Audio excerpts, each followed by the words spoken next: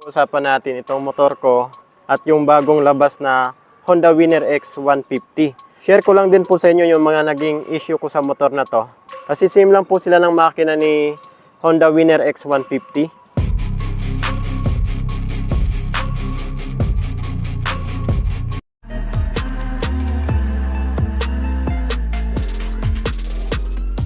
So what's up mga idol, Chris Ride Motovlog nga po pala. Lumabas na nga po pala yung kapatid ni Honda Supra GTR 150 na si Winner X 150. So yun nga mga idol, pag-uusapan natin itong motor ko at yung bagong labas na Honda Winner X 150.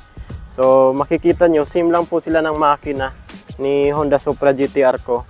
So ito po yung motor ko na 4 years and 1 month na sa akin. And then 52,000 odometer na po ito sa akin. Share ko lang din po sa inyo yung mga naging issue ko sa motor na to. Kasi same lang po sila ng makina ni Honda Winner X 150. Pero mas maganda yon kasi assist with slipper clutch na yon yung makina nun. So mas smooth po yon i-shift ng gear. Stock na stock pa rin yung datingan niya. Napakakintab niya pa rin po mga idol. So share ko sa inyo yung dalawang minor issue ko na encounter sa motor na to. Honda Supra GTR 150. Same lang po sila ng makina ni Honda Winner X 150 mga idol. So real talk lang mga idol. May naging dalawang minor issue lang ako dito. Unang-una dyan yung tensioner. So yun nga, tensioner po yung unang naging issue ko dito. 2 years ko pala na paggamit sa motor na to. Nagingay po yung tensioner niya. Ang ginawa ko po dyan, kinonvert ko po siya sa manual. So from stock tensioner, converted to manual. So napakaganda niya kasi ina-adjust ko na lang. Minor issue lang din po siya. Napakadali lang ayusin. So yun po yung tensioner. Converted to manual po yan. Pangalawa po dyan mga idol, yung TPS. Naramdaman ko yung TPS sensor kapag naggagas ako minsan, parang nawawalan ng lakas. So sensor lang po yun ng TPS.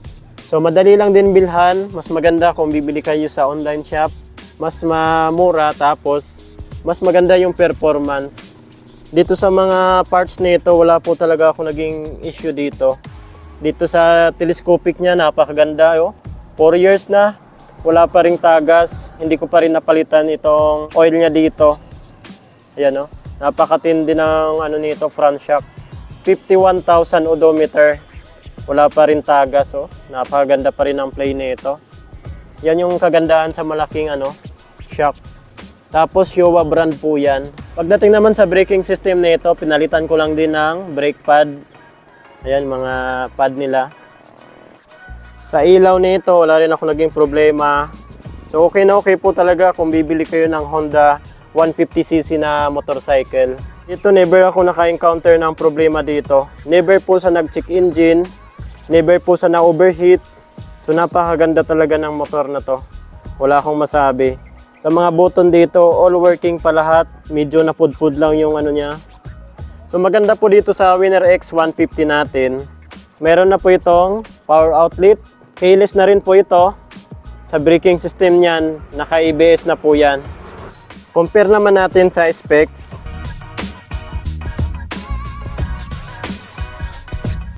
Dito kasi sa GTR natin, nakadisusi pa rin po ito. Tapos yun, pipindutin nila lang po yung sa seat nun, bubukas na po yung upuan nun. Dito sa atin, mano-mano ka pa, mag-open doon. Pagdating sa pormahan, mas maangas, mas brusko talaga yung Winner X 150 natin. Dito naman sa GTR natin, medyo manipis siya, pero mas matulis to. Ayan mas matulis siya. Sa pagdating naman sa aerodynamics, mas maganda to kasi mas manipis. Katipid po nito sa gas, less maintenance din. Ang naging issue ko lang dito, yung TPS, yung tensioner. Dalawa lang yan. So okay na okay pa po itong motor ko. 4 years and 1 month na siya. 51,000 odometer. Okay na okay po yung performance ng motor na to. Napaka-smooth po nito dalhin. Comfortable yung handling.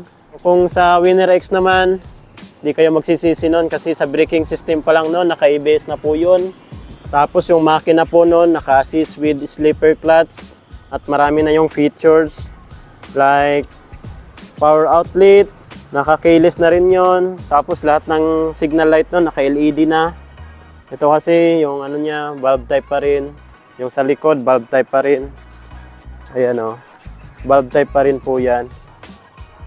So sa mga nag-aabang dyan ng Honda Winner X 150, okay na okay po ang makina ng Honda na 150cc. Huwag po kayong mag-alala sa mga aftermarket na parts. Available po lahat sa Honda. Napakarami po natin dyan. Honda 3S Shop. Napakarami pong malalapitan natin. Napakaraming mekaniko, tibay at mura yung mga parts. So ang price nga po pala ng standard version ng Winner X 150, 123,900 pesos. Ang ABS version naman ng Honda Winner X 150, nagkakalaga po yun ng 129,900 pesos. Pagdating naman po sa ABS version na Racing, yan yung kulay niya ay HRC, Honda Racing Corporation. Nagkakalaga po ito ng 131,900 pesos.